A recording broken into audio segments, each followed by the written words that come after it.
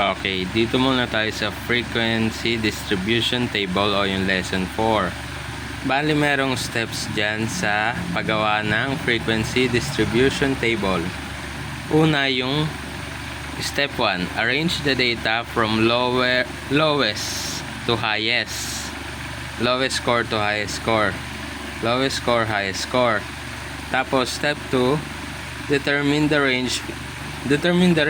Tapos ang formula nun, R equals highest score minus lowest score. Bali, makukuha mo yung range na yon pag pinag-minus mo yung highest at lowest. Then yung step 3, determine the approximate class size. So, paano mo makukuha yung class size? Yung class size na yon given. Given yun. Given. Then yung step 4, compute for the class interval. Ang class interval ay may formula na CI equals range over class size. Ito alalahanin mo, note. Round up your answer to the nearest highest whole number.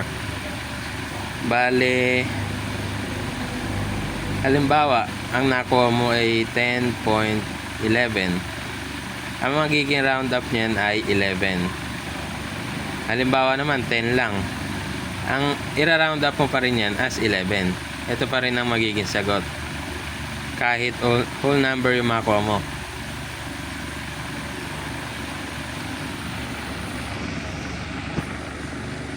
Kahit whole number makuha mo. Then, yun na. Gawa ka na ng FDT. Then, move tayo dito. Merong given numbers si Sir na 1, 2, 3, 4, 5. 1, 2, 3, 4, 5. May 25 numbers.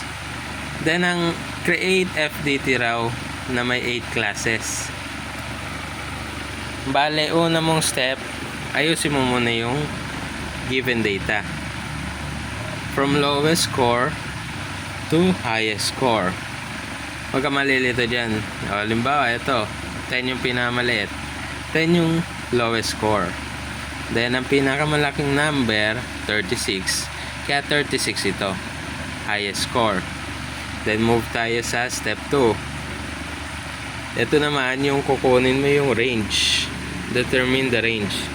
Bale, yung R equals HS minus LS. Ano yung HS na yon? Yun yung highest score. Ang highest score mo nga ay 36, di ba? 36 ang highest score mo. Tapos, ang lowest score ay yung pinakamaliit na number. Yung 10. Yan, pinakamaliit na number. Then, pag minusin mo, lagay mo dito, 36 minus 10. Then, yung sagot, ito na yung range. Range. Yan yung range, 26. Tapos, ang step 3 naman ay yung class size. Since ito nga yung 8 classes daw, given yan by Sir, 8 classes, yan yung class size. Kaya sinulat na lang doon, class size equals 8. Then yung CI, yung class interval. Ang class interval ay yung, ang formula ng class interval, di ba, range over class size. Then, ang range mo, yung kinuha mo sa step 2. Yun yung 26. Kaya, sinulat dyan 26. Then, sa ilalim ay yung class size. Yun nga yung given by Sir. Ito, given by Sir. Kaya, 8 over 8. Kaya, magiging 26 over 8. Then, ang nagisagot sa calculator, 3.25. Then, kaya naging 4 yan, kasi nga yung note. Round up your answer to the nearest highest whole number. Kaya 3.25, kapag ni-round up mo yan, magiging 4. Then, ang step 5, ay yung itatali mo na. Then, yung scores. 10 to 13. Bakit 10 to 13? Kasi nga, ito ang lowest score mo. lowest score.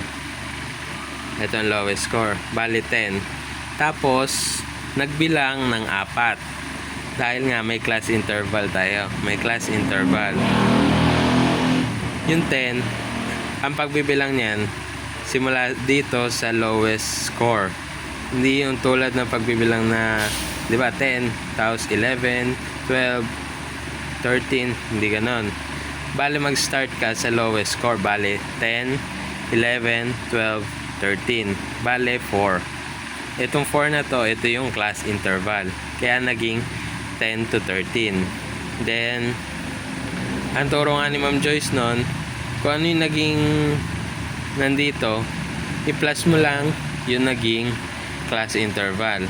I-plus mo yung 4. Bale, 13 plus 4, 17.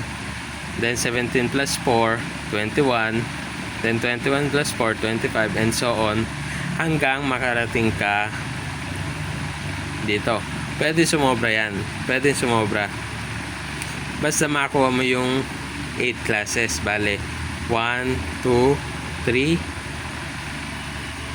4, 5, 6, 7, 8. 8 classes. Kailangan makompleto mo yung classes na given ni Sir. 8 yon. So, ang sunod naman ay tatali mo. Paano magtali? Titingnan mo dun sa step 1. Halimbawa, yung 10 to 13, hanapin mo yung nasa range na yon. Bale, 10. O may isa kang 10. O isa 10 yan. Then 12. Nasa loob pa rin, di ba, yun ng 10 to 13. Bale, guhit ka isa. O 12, tapos 12 uli. Nasa loob pa rin ng 10 to 13. Kaya nag-guhit uli. Kaya naging 3. Then, yung sumunod na number 14. Hindi na siya pasok doon sa 10 to 13 na range. Bale, tatalo na dito sa 14 to 17. Then, yung 14 na yon, etong 14, bibilang mo dito. 1. Then, 15, pasok pa rin sa 14 to 17. Kaya may 1 nag-guhit uli. Tapos ito, 15 uli. Pasok pa rin sa 14 to 17. Then, kaya nag-guhit uli. Bale, 18 na yung sumunod, kaya hindi na. Bale, dito na natapos, 3. Kaya naging 3 yung frequency. Kung ilan yung nasa tali mo, kung ilang guhit yan, yun yung frequency. O, tapos ito, 18 nga. O, 18, isang guhit, 19, isang guhit, 20, isang guhit, then 21, isang guhit. Kasi 18 to 21 yon. Since ang sumunod ay 22, hindi na siya kasali sa bilang nung 18 to 21. Then naging 4. Yun na yun. Tuloy-tuloy na yun. Then yung N mo, yung N ay yung total ng frequency. Bale, 3 plus 3 plus 4 plus 6 plus 3 plus 3 plus 3. Tapos yung 0 plus 0. Then 25 ang sagot. Okay.